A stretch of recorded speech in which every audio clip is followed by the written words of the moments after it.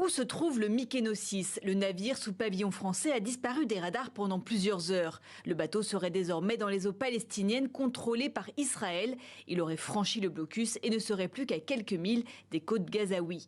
C'est en tout cas ce qu'affirme la flottille pour Gaza dont il fait partie, une information démentie par Israël. Israël, dont la marine lourdement armée a intercepté dans la nuit de mercredi à jeudi plusieurs bateaux de cette flottille venus apporter de l'aide humanitaire dans la bande de Gaza.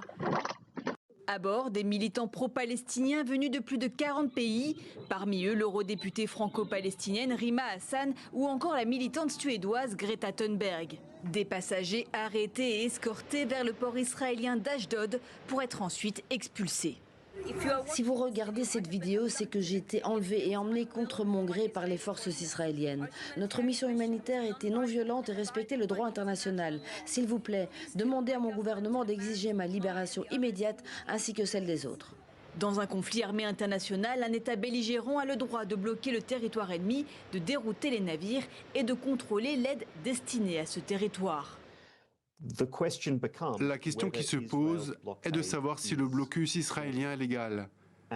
Et pour moi, ce qui rendrait ce blocus illégal, c'est que nous avons la preuve que le blocus fait partie d'une campagne de famine contre la population civile, ce qui constituerait un crime de guerre.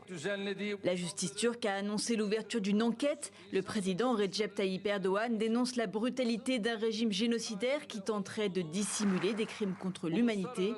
L'Union européenne, elle, condamne les attaques israéliennes contre la flottille et appelle au respect du droit international. L'Espagne, la Bolivie, la France, entre autres, ont réagi. En Belgique, l'ambassadrice d'Israël a été convoquée.